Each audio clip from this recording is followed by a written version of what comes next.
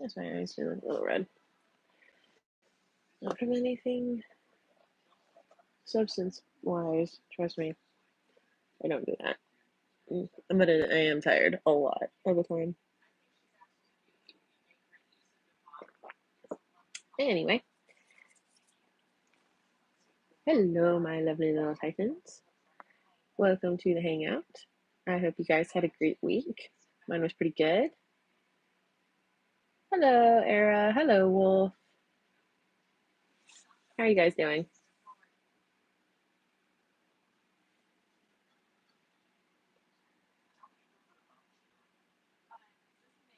So I'm not doing too bad. Had a pretty good week. Not a very long week, but I said it all the time.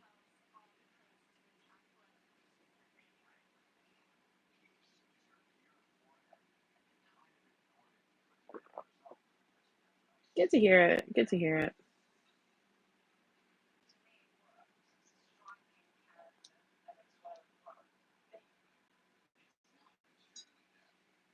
Have any of you guys ever seen the show Face Off? Not the movie, the show that used to be on Sci-Fi. Because Netflix added 3 new seasons, and I'm watching them. It used to be my favorite show when Sci-Fi was a thing. That was fantastic. Still do. I think they should bring it back, honestly. Even if they can't bring it back on Sci-Fi, they should bring it back to Netflix or Amazon or something, and just keep the same format, keep the same, keep everything the same. Um, so what it's about are these makeup artists that do not makeup like beauty makeup, but they do like they're given a challenge every week, is different theme, and they basically have to make their own creation. Like this episode, they're doing life and death, so they have to. Some of them were making like death related characters, and others are making life related characters based on prosthetics they were given and such. They have to make an entirely new character, so it's kind of like cosplay, but OCs and a lot more makeup and a lot less attention to the costume. I mean, the costume's there, but it's kind of like the afterthought. It is so good. It is so amazing. Um, I think one of my favorite seasons was actually the first season. The finale on that one was to take, um, I think it was to take a grim fairy tale or something like that and put it in a different setting. Like one guy did Red Riding Hood in like the future, and it was an apocalyptic future. So you had Red Riding Hood with this badass gun arm, and the wolf is like some cybernetic creature. It was really good. It was fantastic. Hello, everybody who just joined. I'm going over what Face Off is. Yes, movie makeup. hmm I can't really, it's hard. It's like what, you see in like Hellboy and stuff. I think actually one of the judges works on Hellboy. Um, I know they had Doug Jung on here who played Abe Sapien, who's done a lot of other creature work like Pan's Labyrinth. I actually met him. He's awesome. He's really cool. He's hilarious, by the way, in person. Um, he told some great stories. I met him at the like one and only Comic Con that where I lived had, and I don't know how they got the big names they got. Like they got so many people that were actually famous, and I met him, and he was fantastic. Hello, everybody.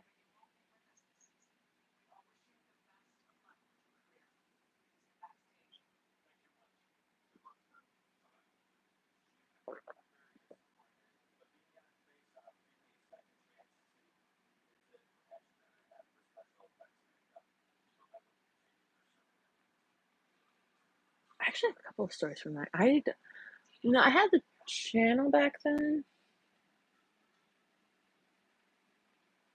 Oh, I love your videos. I've watched a couple of them. They're really good. They're really good, Angel.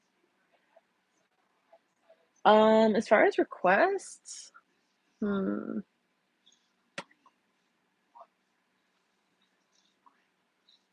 hmm.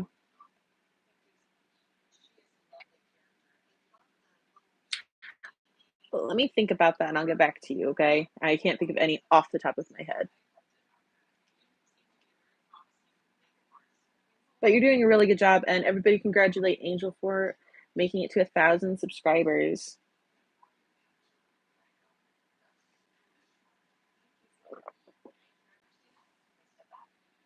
Congratulations, Angel. It's an awesome accomplishment. To defeat Ninjago.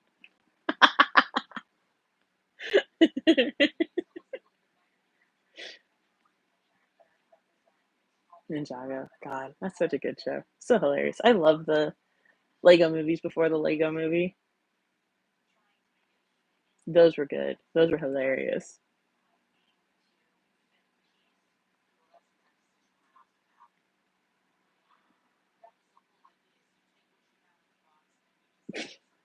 I haven't kept up with it, so I wouldn't know, but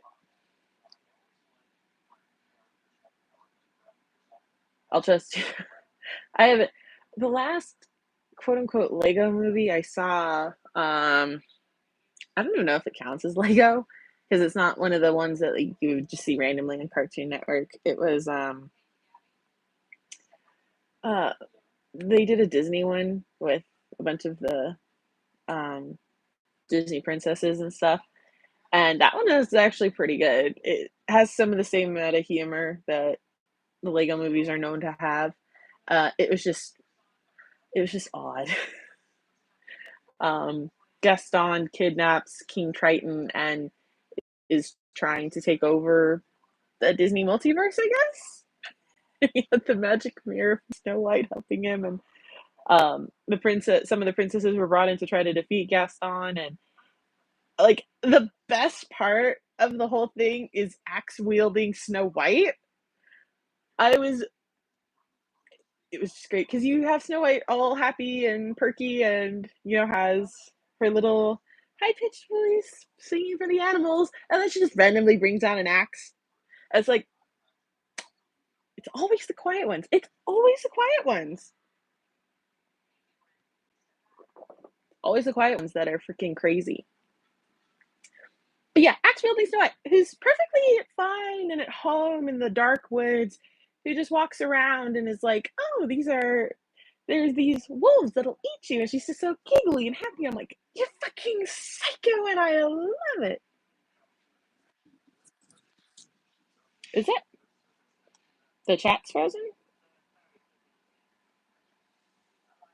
Seems seems okay. Sorry, am I frozen? Wolf analysis.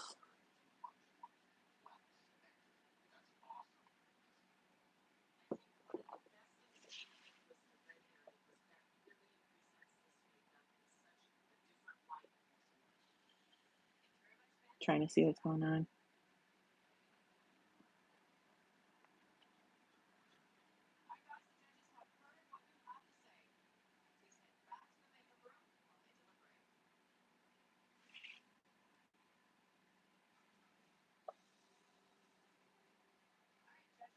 I do.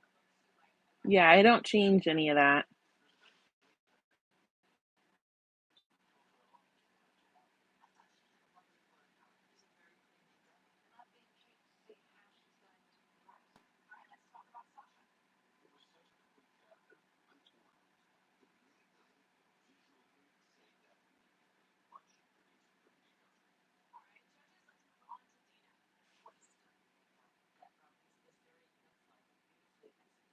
Oh.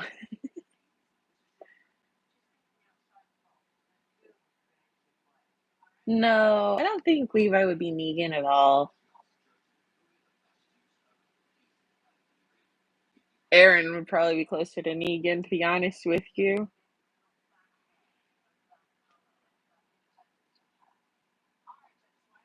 Or Flock. I don't trust Flock at all. Like, I know he's not a quote unquote bad guy. Ooh, Kenny maybe too. Mm. Kenny, Flock, or Aaron would be good. Walking Dead, Negan substitutes. Maybe more so Kenny because he's got the whole cowboy motif going on. It would just kind of fit better.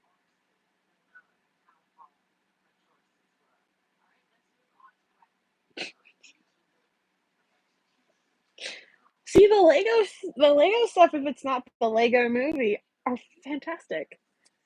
Like I was ranting about, freaking Axe Happy Snow White in the Dark Forest was the best part of that Lego Disney movie. I thought it was fantastic.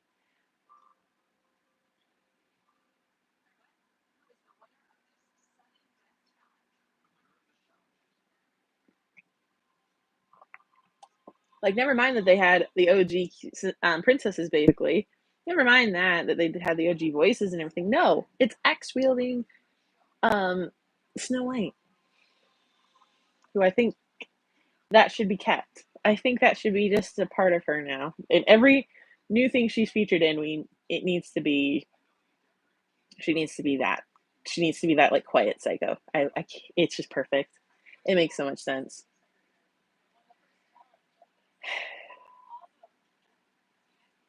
I never got that far with Negan. I got to the infamous season finale, and after that, I didn't watch.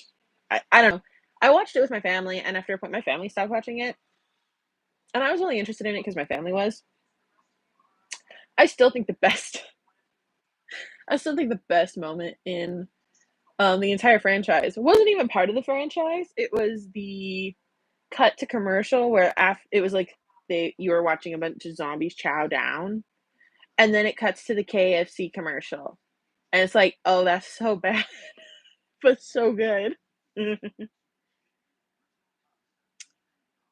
uh, well, honestly, Wolf, I would love to. Unfortunately, Wolf, I have no means of doing so. My only computer is a Mac that does not support gaming. My PlayStation 5 isn't even hooked up, hasn't been updated in God knows how long, and is sitting behind my TV where it can't really function. And I don't have access to all of the stuff that used to be part of my game. So I would be starting from square one all over again.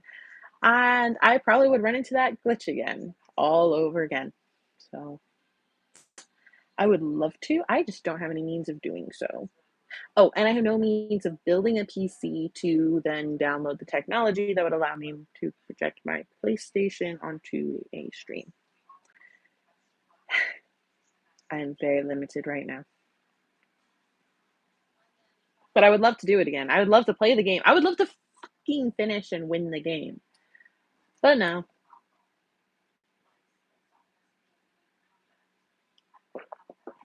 I would also like to write BioWare. This is semi-related because it's about a gaming series I love.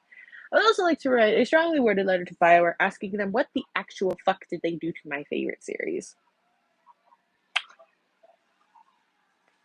So I'm sure a lot of you know my favorite game series besides Attack on Titan come from BioWare, and they were Dragon Age and Mass Effect.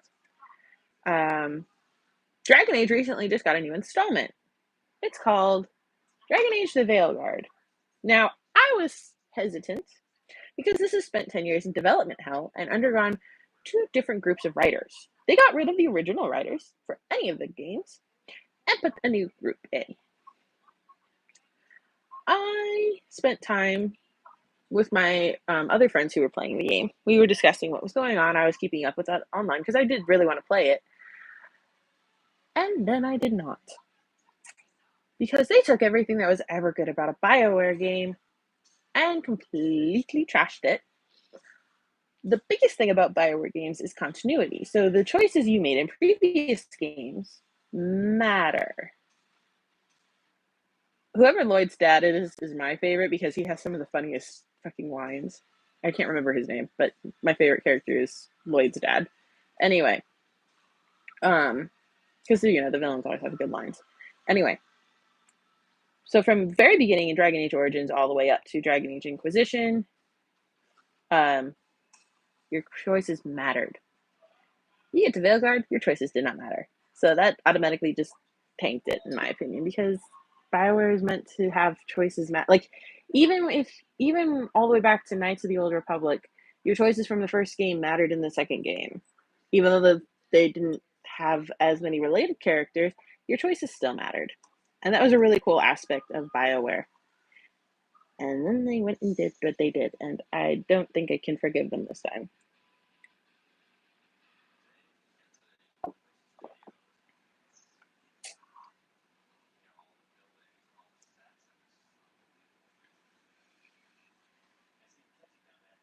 And then they've announced that they're going to make Mass Effect 5, and I'm just like, no, no, thank you.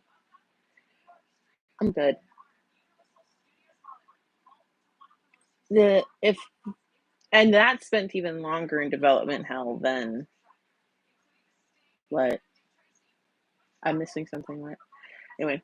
BioWare 5 has spent longer in development hell than Veilguard, so I have no faith.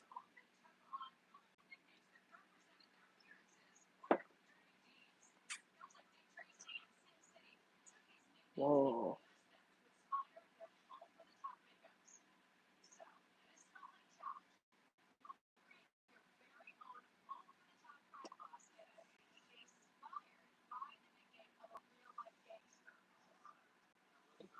Okay, I can feel this challenge because I love mafia movies. The artists have been challenged with making um, their own original mafia boss based off the nicknames of real mafia bosses, so that'll be cool.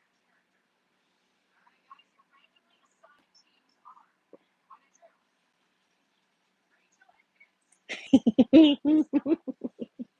you know how many fanfics I've seen of Levi being a mafia boss? They're pretty well done.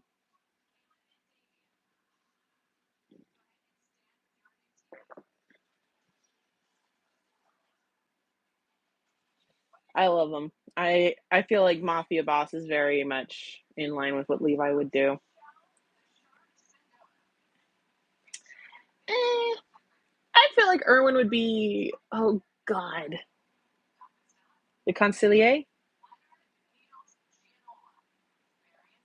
the the if you've ever watched Godfather, it's what Michael's like foster brother did. He was the attorney, he was their advisor, that kind of thing. That would be Erwin. I feel like that's Erwin because he's got the better head for it. And then you have Levi who's running the show. That's where I stand on that one. I don't feel like Erwin would be the boss. I think he would be like I said, a conciliate. If I'm saying that right, if I'm saying that right, if I'm saying it wrong, sorry. And yes, a lot, but not as many as you would think, Wolf.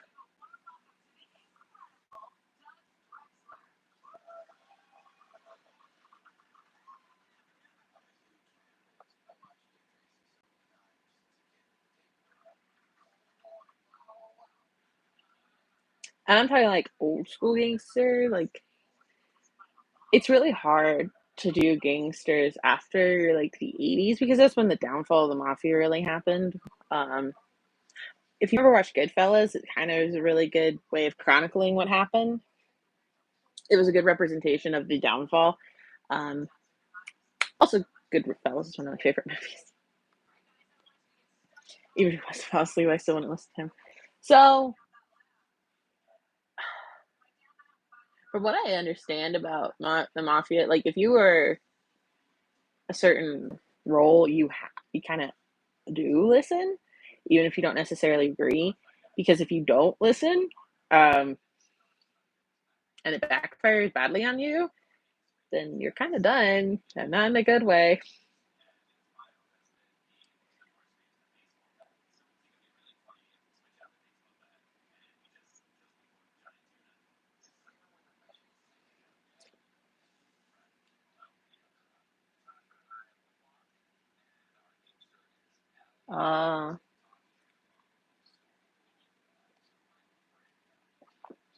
If I can find them, maybe. My niece really enjoyed Ninjago for a while. I don't know if she does anymore. She was the one who would watch it, and I would catch it sometimes.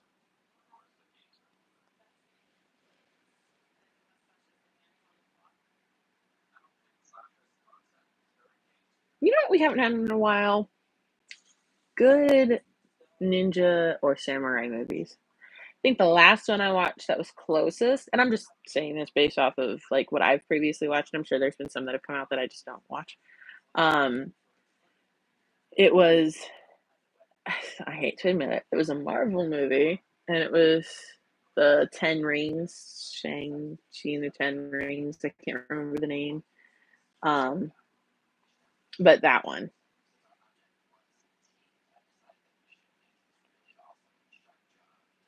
Ooh, should have had a spoiler warning. Sorry. But the Ten Rings movie that Marvel did was the closest we've gotten to a decent new like samurai ninja esque movie. And it was actually really well done. I would watch a whole ass other movie about that concept. Marvel is going so far. I just can't. I just can't. An anime that kind of feels like an old school samurai is the Blue Eyed Samurai, and that's on Netflix. I've watched some of it. Um, I don't know if the art style is gonna be for everybody. It's 3D, but it's really good. It's really cool. The concept's really interesting. Um, the concept is this female samurai. She so her appearance is of a man because back then you couldn't be a woman and do what she's doing, which is to like essentially travel across the country. You had to be accompanied by somebody else. So she disguises herself as a man and she's going on this fucking like revenge hunt for the man who created her, who assaulted her mother, got her mother pregnant, and then made her because she was ostracized because she has blue eyes, which shows she's half Western, which is no go in that era of Japan. I don't know if that's still the same thing today. I don't know if that's still held prejudice. I don't know. I'm not going to make any assumptions, but I'm just saying this is based on back then when that was really bad. And so she's going on this just huge bloodthirsty revenge scheme to murder the man who created her. It's um, pretty good. And then along the way, she deals with old enemies. Um, like she had some bullies in the village where she grew up, so she's dealing with them. She's dealing with um, the weight of what she's doing. She has a Rock Lee moment that I thought was pretty cool. Um, because Wolf just said they started watching. I'm not going to say anything, but there is a Rock Lee moment. And if you know what I mean by a Rock Lee moment, you'd really want to watch this. You really want to watch this show. Thank you. I have another one that I was thinking of wearing, but I'm gonna wait on that one for a little bit until maybe closer to Christmas. Yeah, I'm just gonna. It's good. You'll enjoy it, Wolf. Um, I don't know what it. Well, no, I do know what it is with anime and me right now. Is there's some anime I really want to start watching. Some of it is not dubbed. Um, so I would have to have it subbed, and I'd have to pay attention to understand what was going on. But I have a million other things going on in my life. Second is I have a small child who runs around, and I can't really watch some of those shows in front of her. Like, yes, she knows about Charlie from Husband Hotel, but she has not seen Husband Hotel as far as I am aware. But I don't really think she needs to be seeing some of those shows that I want to be watching.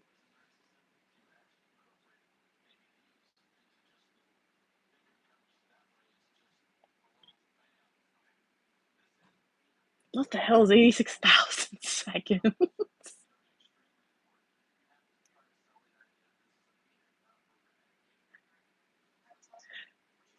I love that.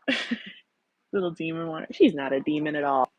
Not even close. She's my 5-year-old. I can't have her wandering around while I'm watching Blue Eyed Samurai. She asks questions and she sees and she understands, and it's like, no, no, 24 hours, nice.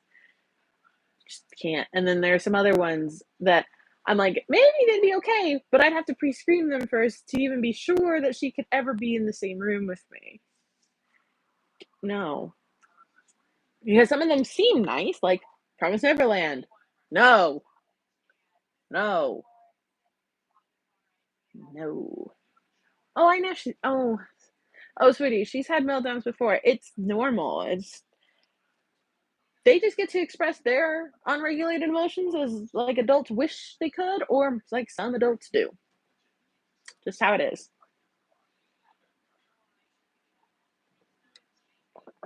There is one I want to finish before season 2 comes out. It's My Happy Marriage. I'm like, it was so good, and I've wanted it to end well so badly, and now I'm like, why are we getting a season 2? Can't we just end it or it ended nicely? Because I'm assuming it ended well if we were getting a season 2. I don't want it to keep going. I get so nervous when something gets a season 2 because it's like season 1 was so good. Why are we gonna ruin it? Little Brown Bear being worse than Caillou. I don't even know what Little Brown Bear is. I know what Caillou is, and my child does not watch Caillou. My child prefers to watch when she does watch PBS Kids. She likes to watch Arthur, which I fully encourage because I love Arthur. Um, Lila in the Loop, Pinkalicious, uh, um, Odd Squad, um, Daniel Tiger. She likes to watch those, um, which I fully encourage. They're really good shows. She loves, by the way, DW from Arthur, like I did, and yeah, I'm cool with that. Oh my god, Backyardians. They don't even show that anymore. I know you can find the old Nick stuff on Paramount Plus, but then like PBS Kids is free. Is a free app. I don't have to pay for it. She could watch their selection of shows many times she wants, and it's fine. Ghost. The only show I know about ghosts, like that would be on the CW, is about this couple that has a bed and breakfast, and the wife gets the ability to talk to ghosts. I enjoyed Max and Ruby. She liked the. I got her a Max and Ruby book. She really enjoyed it, and I used to love watching Max and Ruby as a kid. It was really good. I apparently it's changed a lot, and now Max and Ruby like their parents are around and stuff. I no. The charm was it was just about them and their grandma and their little misadventures. That was the charm of it. Once they started involving their parents and stuff, it's like, really? Like, I get probably why they did it, but at the same time, I'm like, no, that's not necessary. That's the one. Oh, okay, yeah. I've seen clips of that show too. Some of it's pretty funny.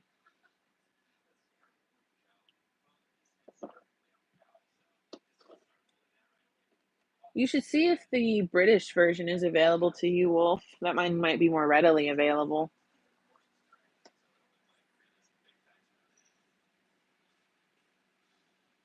So weird trying to pick it. Yeah, it was. I was just like, I can't get into it. Just like Dora the Explorer, like, not being little Dora anymore was kind of weird.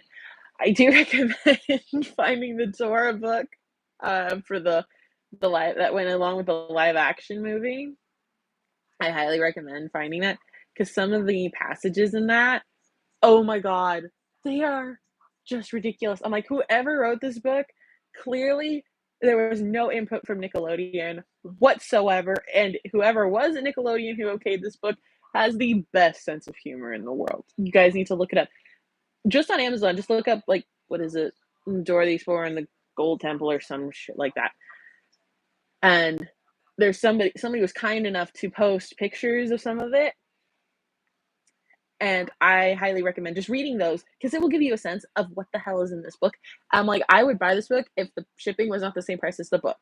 I just can't justify that right now. It's hilarious. Hello, new people, but not good. 6 out of 10 is actually pretty fair assessment. Like I said, not the movie, the book that was the for the movie. There is another show with the same name, but I watched it. Okay. Yeah, like I said, there was the British version and then the American adaptation, which I think is the on the CW. That's the one you were talking about. I've seen clips of both. They're not bad. My mom has watched both, and she says she prefers the British version. She said the American one had some funny moments, but the British one's funnier.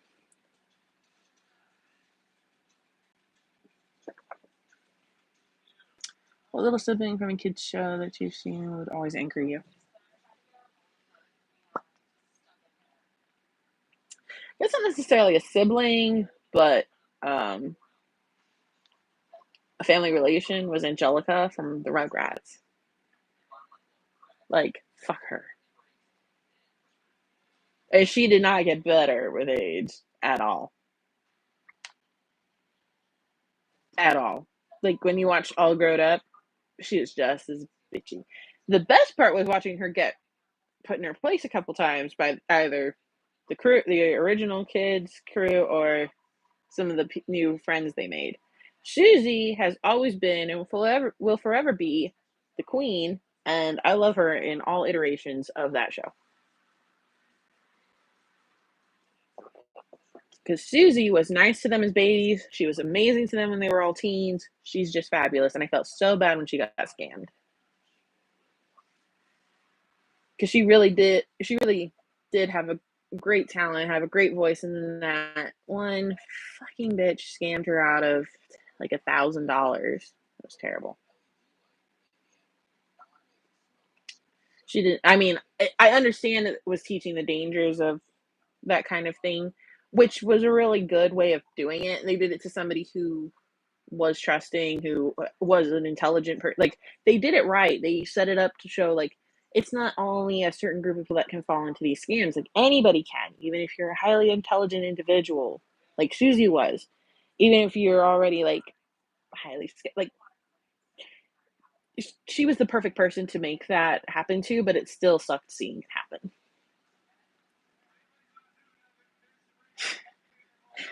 Yeah, Max was a little brat. Like, even when we were kids, we all knew Max was an asshole. It was just funny because we all secretly wanted to probably be Max at times. We just knew we'd never get away with it.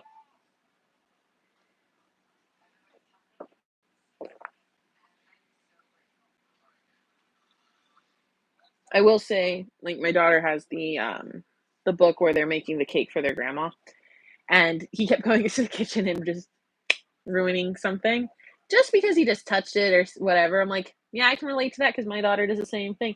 I could be doing something, she'll come in and try to touch it, and then it'll, like, I don't know, some kind of spontaneous combustion, whatever will happen, and it just ends up everywhere. And it's like, I know you didn't mean to do that, but I did tell you not to do that. I did tell you not to touch that. I did, yeah, but you still didn't listen.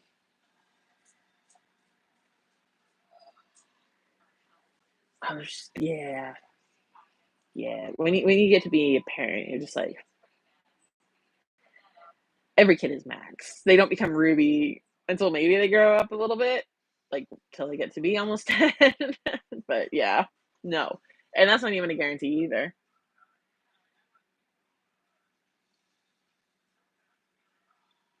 You know what though?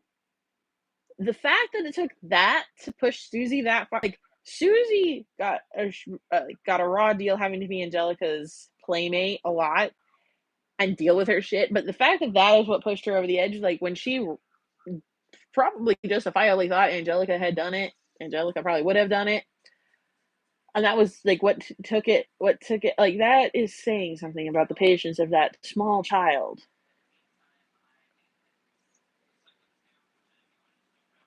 Because personally, I would have lost it on Angelica long before then.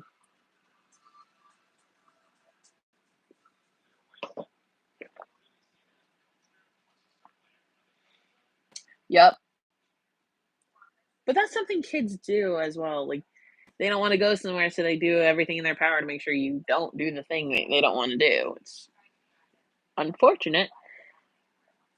And unfortunately, Ruby wasn't a parent, so she didn't have the resources to just pick up Max and move him. That's the fun part about being a parent is if your kid is doing that stalling shit, You can just put an end to it by picking them up and moving them wherever you need to go.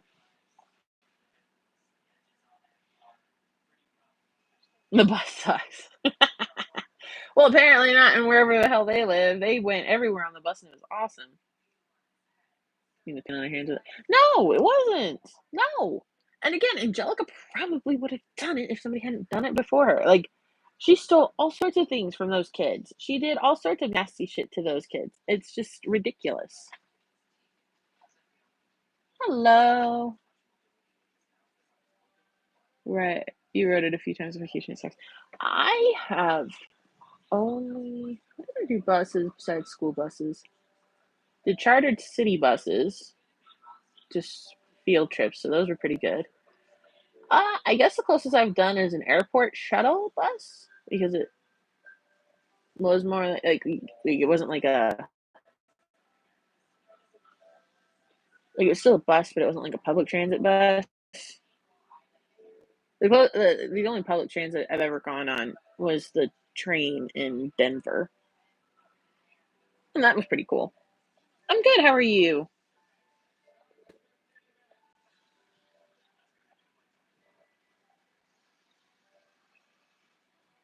I just saw Sharkhead. Ugh, that sounds miserable.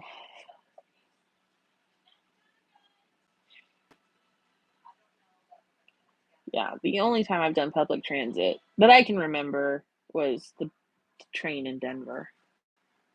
And that was just to get from one point to another and then to walk. After that, I was like, no. Yeah, she would have if someone had. Yeah, exactly. Angelica was just that type of just that type of human being, and she didn't get any better. I didn't even feel bad when other people weren't going to go to her birthday. I'm like, if you're turning 13, it's not that big of a deal. And you were kind of a bitch to everybody growing up, so why would they want to go to your party anyway? Teletubbies. No. Have you ever watched the Boobas? I have, unfortunately, watched Boobas, and that shit is creepy. Because it's like the Teletubbies, but completely non-verbal, and they're just these big fuzzy aliens that dance around. It's weird. And what was another one?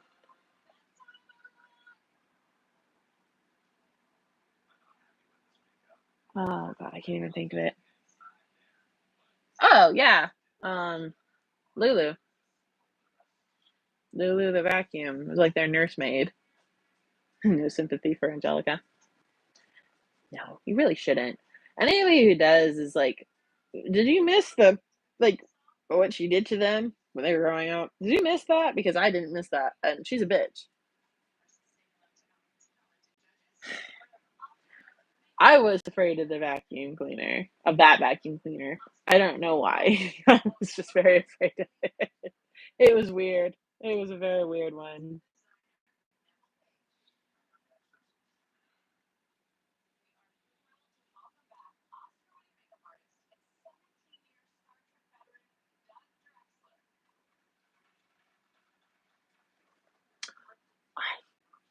I I had a lot of irrational fears as a child. I think some of it had to do with just the noise of it. Like vacuums were loud and scary, and then I got some of the shit I was scared of I got from TV. Like I watched an episode of Arthur where DW went down the drain, and I was afraid of going down the drain. I didn't understand that I wouldn't go down the drain, but I did.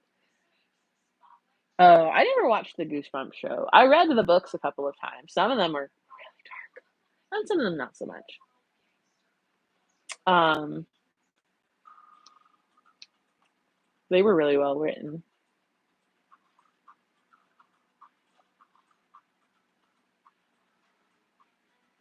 Did anybody ever read Wayside? Was I the only one who ever read the Wayside books? It's about the school that was 30 stories tall, the classroom on each floor except for the 13th.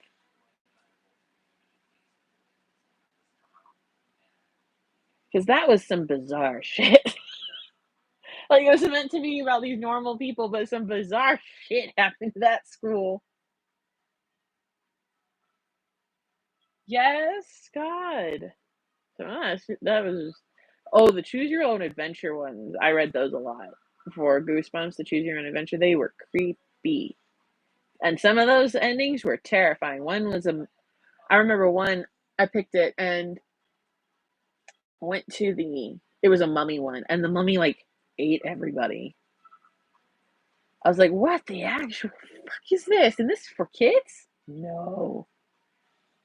Watching it as a kid. I didn't watch the show. I wasn't allowed to. Not that I would have. I don't do well with scary. Like even as an adult, I have to be very particular about the scary I watch because if it seems too real, it just freaks me out too much. If it's well exaggerated, like I know it can happen, I'm okay with that.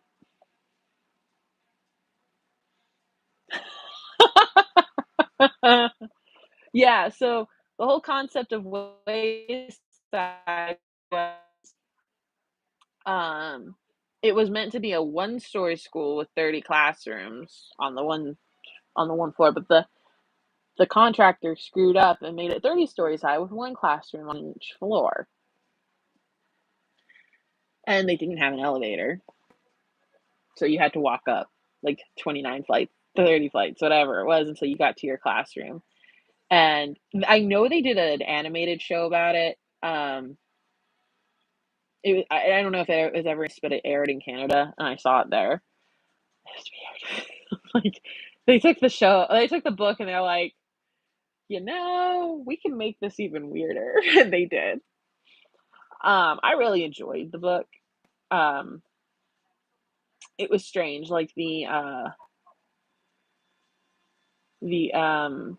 first few chapters in the first book is them fighting their evil teacher who could turn them to stone by wiggling her ears and sticking out her tongue or something weird like that. And then um, they had a cafeteria lady that couldn't cook, which is pretty typical. They had their forgetful principal who just could never remember anybody. I'm skipping class. Like, yeah.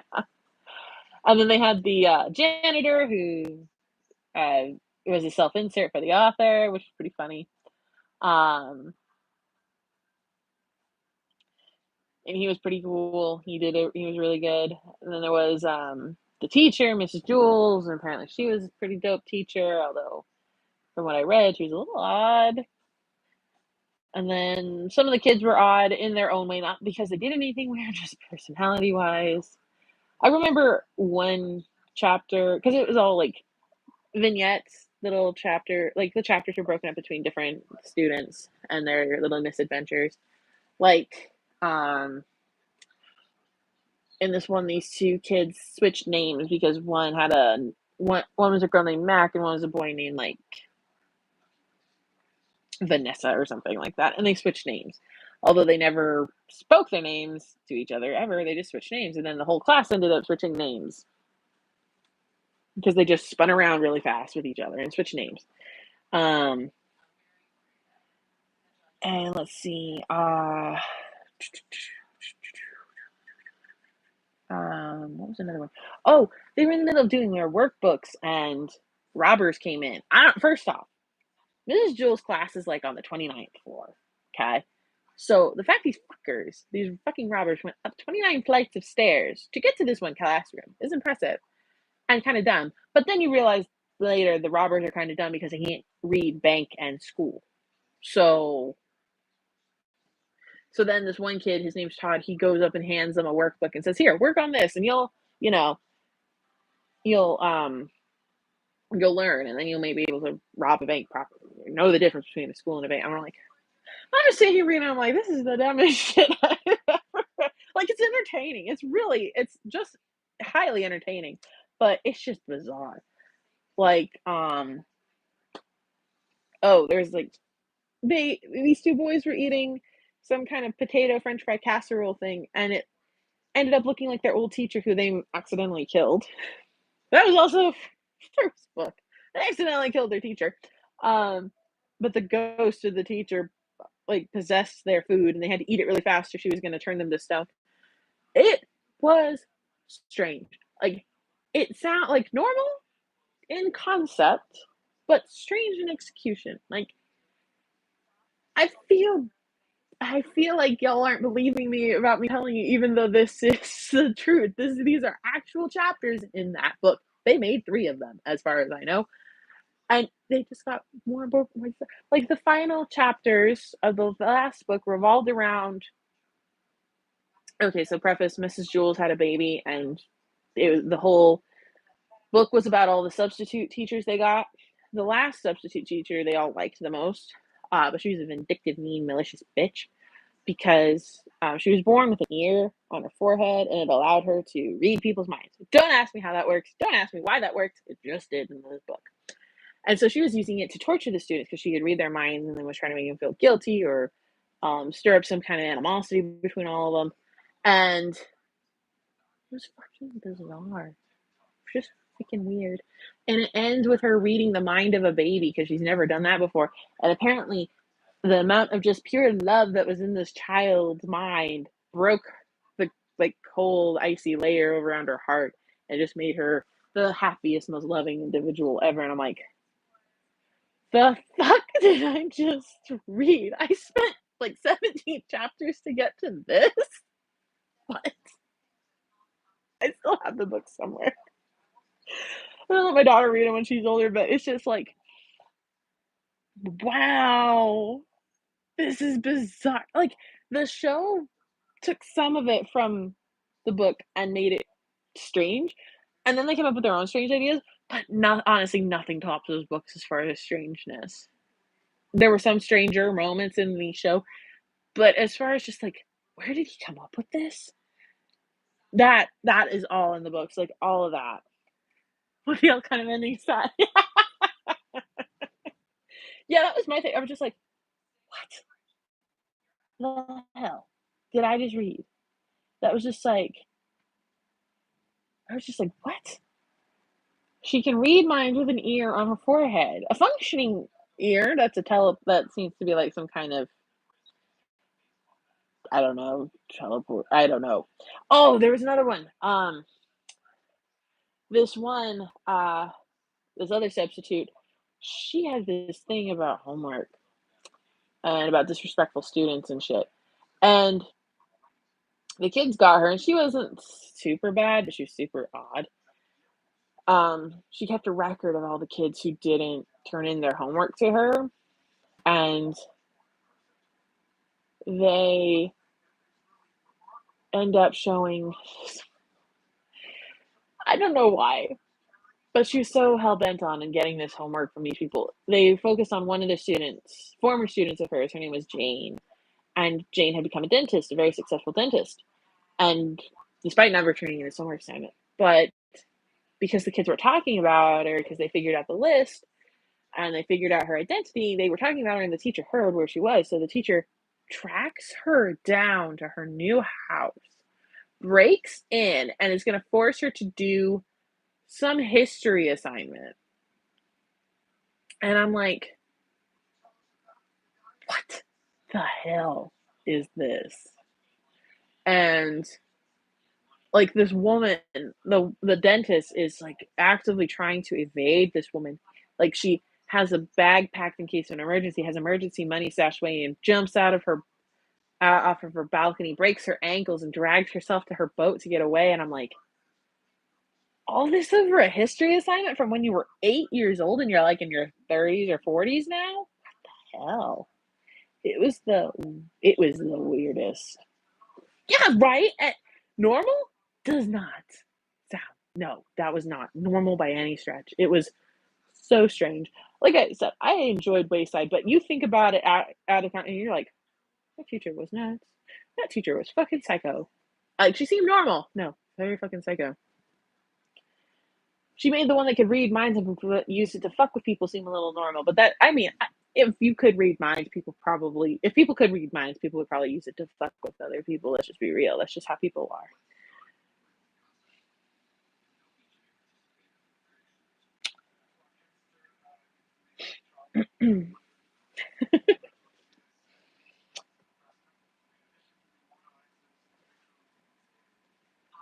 I love new people. And I was a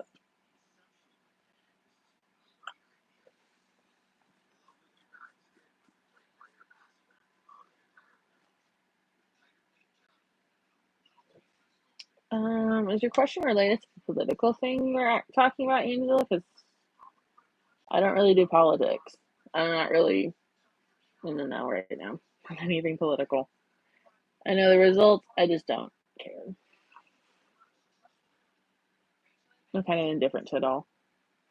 But anyway, yeah, Wayside was one of the trippiest reads I ever read as a kid, and I read a lot of stuff. But that was the weirdest. Even Goosebumps seemed normal by comparison.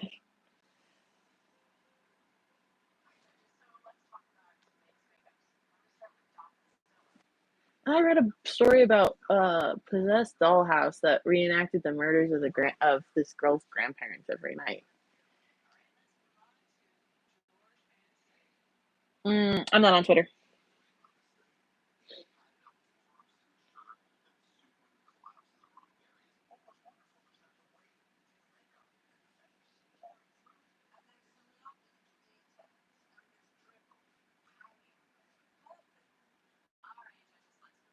So bizarre. I love the end products of these face off challenges because some of them are just so strange. Fair? No, I haven't really been paying attention. I don't have Twitter, so I don't know.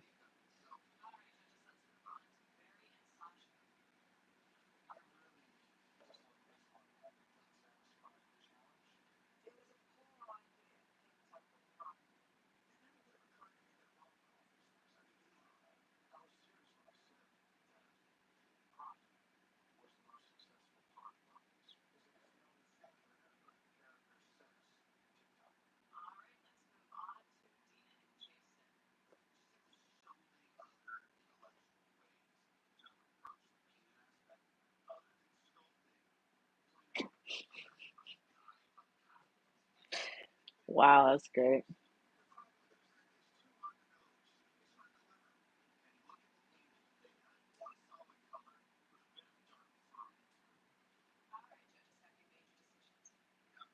Angry Grandpa. Vaguely sounds familiar to me.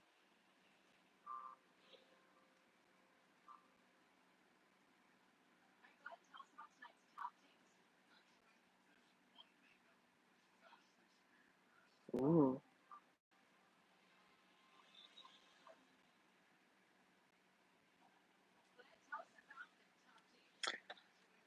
I'm honestly so far out of the loop with anything like that. I've always been, I never will be up to speed on any popular YouTubers. The only thing I know going on right now is like Mr. Beast is once again in trouble, and that's about it. But Mr. Beast is always in trouble for something, or so it seems. I don't know. I really don't know the full extent. I know he allegedly didn't pay some group or someone or something, like whatever. That's about all I know.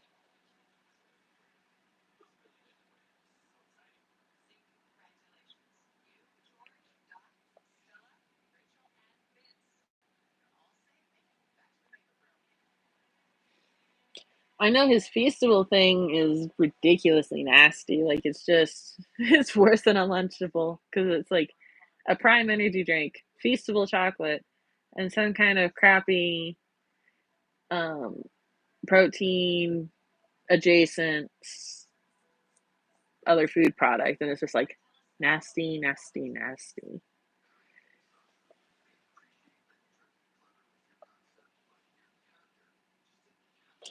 I've heard so much from him about him. I don't know what's true. I don't know what's not. I don't know what's new and what's old news about him because it always seems like whenever something comes out about him, people jump on it and like reiterate other things. Like, is this relevant? Has this been debunked? Has this been? Is this new? Is this like it never? It always feels like more comes out with each new story, and it's like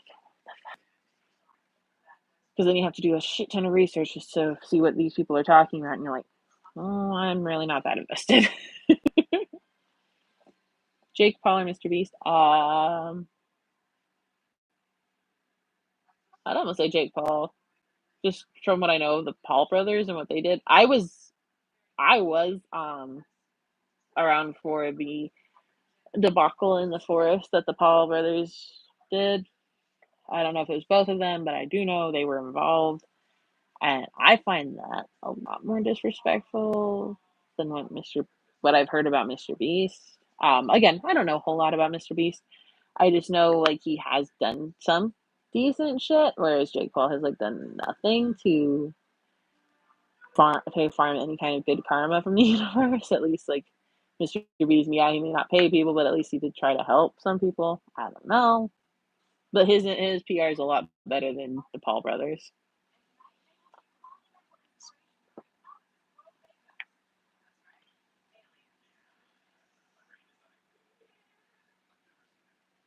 But yeah, I what little I know about Mr. Beast is like he does something good, and then people say bad things. Does something good, bad thing. Like, but with the Paul brothers, it's like, uh, they haven't done anything good, and it just gets worse. So, with my limited knowledge, I would have to go with Jake Paul.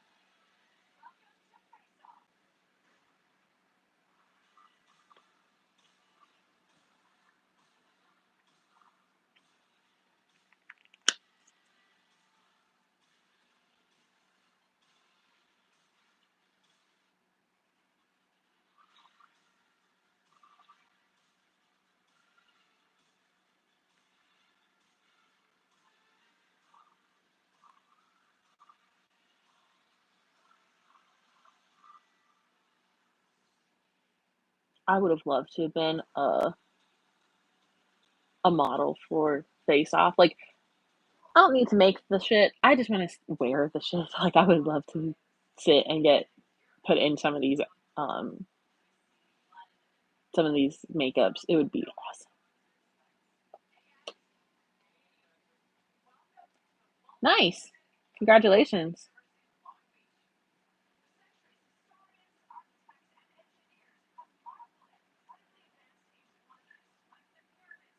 It's kind of how I knew I wanted to be more of like on the acting side of things versus like on the practical effects and makeup side of things. Like, I can do them to a point, but I much prefer being put into them and bringing that character to life versus being the one that just creates the character. This show helped me figure that out.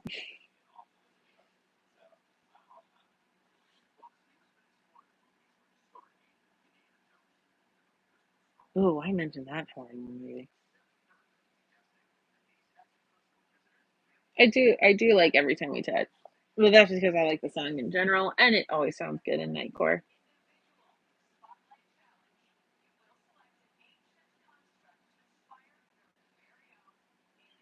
Like, that one was made for that, and yours was really good.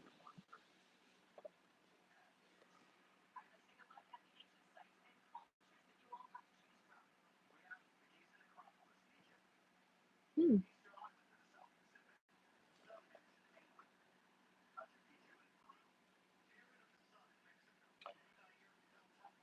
I'm like iffy on that song just because I listened to it during a really bad breakup. So I'm like, I listened to that, I get some odd feelings. So I don't listen to that song much anymore.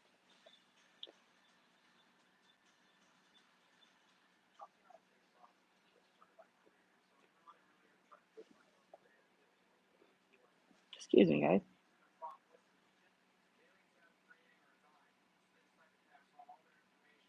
Yeah, I've listened to it in Nightcore a couple of times. Like, I think I've mentioned to you, Angel, that I have Nightcore on my Pandora.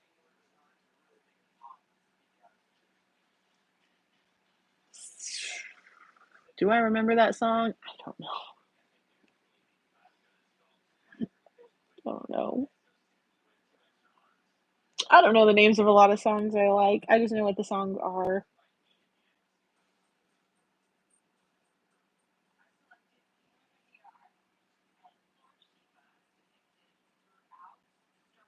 California Girls.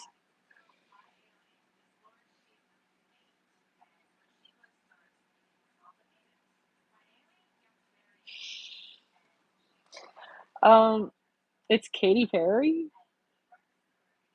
Like, what you expect? her debut song was "I Kissed a Girl" and I liked it. So California Girls is pretty in line for her brand. I'm not a big fan of her anymore. Like I liked the stuff from when I was in high school. I don't really like the stuff anymore. I honestly don't listen to a lot of new like I listen to some new music. I think of artists that are new I like the most. And they're new-ish. They're new-ish, but they're new to me.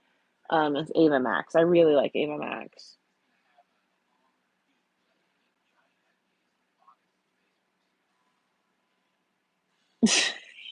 I think Wolf knows it. Skillet's good, but they're not new. Um, but Skillet's good. Ava Max for artists that I know are newer. That one. She's good for me. I like most of her stuff. Um, I don't do I don't listen to Chappelle Roan. I think if the only song of hers I've listened to was a remaster of Pink Pony Club, and that was by Jonathan Young. Um, that was about it.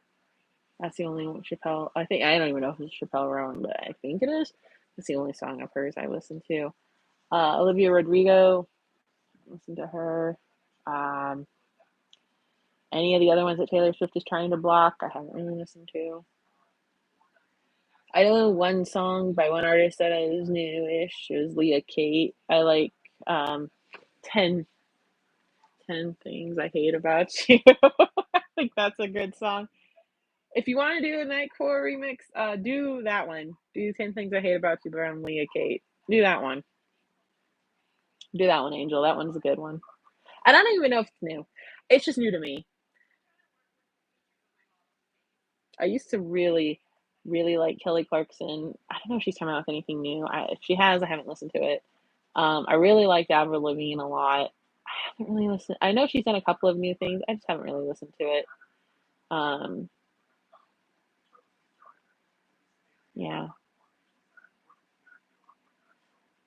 I just kind of stick to music I know from before, and I'll incorporate new ones every once in a while.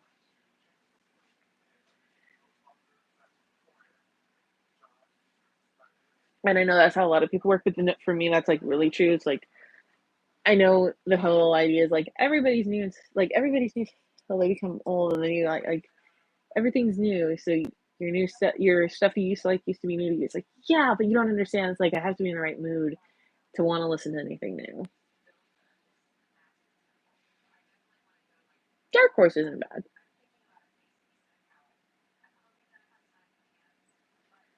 I like a lot of Skillet's music. It's I listen to Hero, and all I can think of is Levi, and then Saviors of the World. I can just think of the squad of Squad Levi, the one with Aaron's group, not the original.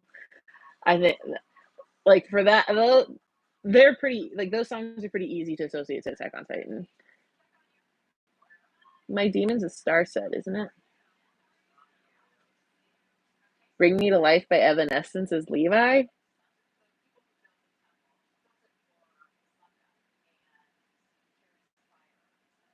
Okay.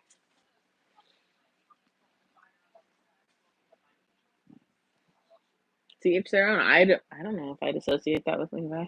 Interesting idea, though.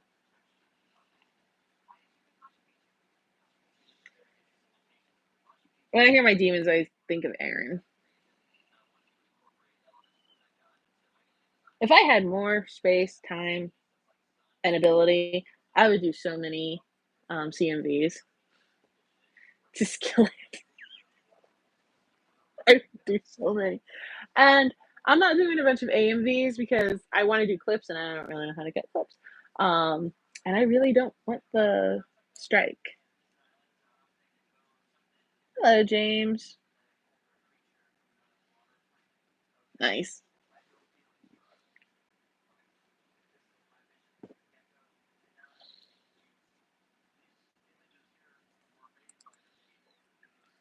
Alrighty, my lovely little Titans. It is that time. Thank you so much for joining me. I really enjoyed chatting with you guys. It's been so much fun. Thank you to everybody who joined in, new and returning. I hope you guys have a great night, a great week, and I will see you in the next video. Bye bye, everybody.